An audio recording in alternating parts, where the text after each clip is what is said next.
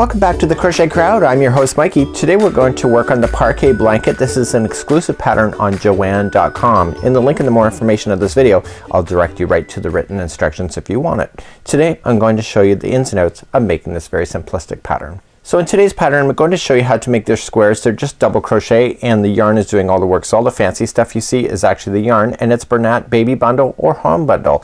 This yarn changes on its own and you will see it will do a really amazing look like this. Now I took this particular Afghan to a live show and it was extremely popular. It's got texture so people just want to touch it, and it was really exciting. So let's talk a little bit about these. And what happens is that you have these square panels that are made up of double crochet. So let's back out the camera here, and here is one square, and you just have to keep making squares in order to have it to work. So you can mix your Bernat Baby Bundle or your Home Bundle together because it's the same yardage on the yarn and it's the same type of yarn. So what happens with these is that you're going to make your squares just like you see here. This is the nice cream version. So the next square will then just be turned sideways and then attached using the same color of yarn in order to do it. So you just use a whip stitch in order to bring it together like so. So it's a really kind of a neat idea. Now in the instructions they provide to you, they provide you the not only the written instructions on how to do it, but they also show you how it goes together. So you can see how the layers are. So that's the rows. So that would be like this, and then the next one then will be turned on its side like this and continue to attach. So in this case, because this is all cream here, I would use this color yarn to be able to sew it here so it keeps consistency. So it's a really kind of a neat idea. So you see all cream here, so then I would use the all cream then to sew it then to the next one that would appear over here. Okay, so just like that, or you can use this color. It depends on how you want to attach it. So you're just gonna use a whip stitch. I'll show you how to do that as well, and let me show you how to get started. So to get started today you need an 8mm size L crochet hook today, and again the pattern is written in the more information on this video for the link so that you can get that. So put that onto your hook and you're going to chain a total of 22.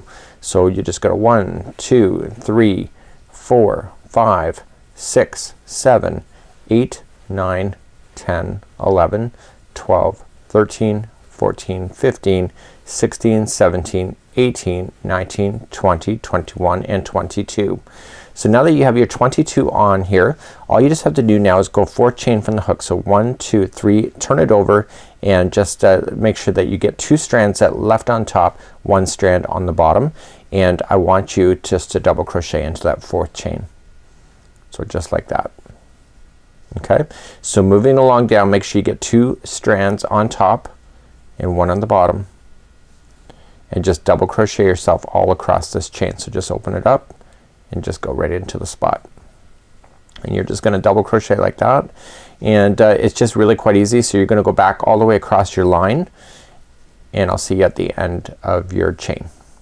Now if you haven't used thick yarn like this before, sometimes it takes a bit of getting used to, but once you get used to using it for a bit, it gets easier. So that's it, because when you pull this tight, there's no more stitches left. So to move up a row is the same in every row going forward, and this yarn changes on its own, so you don't have to worry about changing the colors of yarn. And you're just gonna chain 3, 1, 2, and 3, and that counts as this first double crochet that you see in the row below. So you move to the next one and just double crochet yourself now all the way across. These panels do not take a lot of time because the yarn is so thick, and because the yarn the hook is so big, is that these panels really only take a few minutes in order to make. I think maybe about 10 to 12 or 15 minutes. Not a big deal. So you're just gonna move along. So every time you get to the end, you're just gonna turn up your work, chain up 3, and then double crochet yourself back across. So the goal for you is to double crochet enough rows so that you can get 10 inches tall. So you keep going right from, so measure from here right up to the top for being 10 inches, and then you fasten off. So what I would recommend when you fasten off, just take a few extra lengths of yarn and then use that to be able to sew it to your neighbor. So in just a few moments here off camera, the yarn is changing on me, so it's changing now to boucle. And so you can see the transition is pretty abrupt, and there is no strands tied. It's not tied, it's twined together in a professional format, and then you just go right to the end like so. So and again, to turn you move up 1 more row, and now you chain up 3. So 1, 2, 3, and then continue to move across. So this chain here counts as the first double crochet, so you come into the next one and just double crochet yourself across. So what I'll do is that I'll leave that with you. So you have to get to 10 inches tall, and then once you get to your 10 inches in the height, then you fasten off. And then what I'm gonna do for you is I'm gonna show you how to whip stitch these together, just to make sure that you understand that, because I do have videos on that as well, but you may not want to go look for that, and I'll show you how to do that process, and it's pretty mindless really. So just double crochet yourself back and forth across, and once you get into the swing of this, you can really speed up and get these done really quick. Again, this afghan was extremely popular when I took it to a live show, and because of that I thought, you know, we have to have a tutorial on that because it's that easy to make, and yet it's that fabulous to look at as well.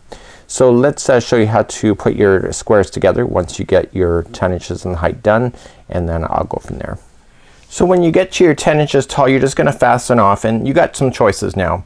And what I recommend is that here with the cream color, I left on an extra long tail, and then I can use this tail now to sew this up to its neighbor. So if this was the square over here, I could just put it together, and I could use this same strand and go all the way across.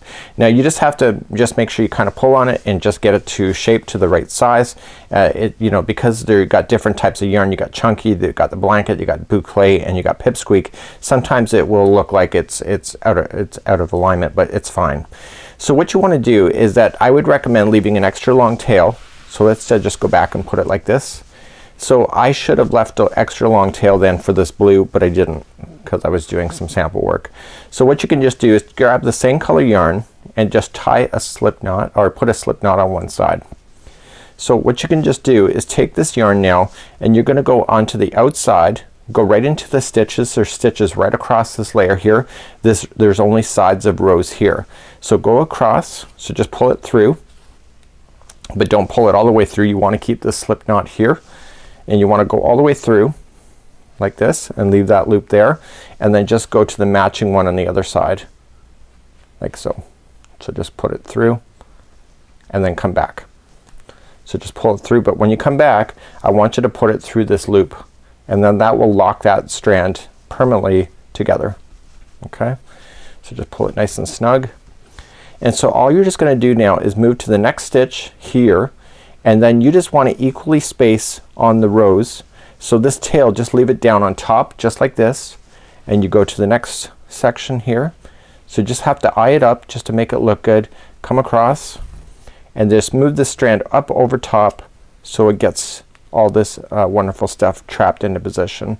So now coming back across, we'll put this yarn strand over, move to the next stitch, go straight across, and then line it up.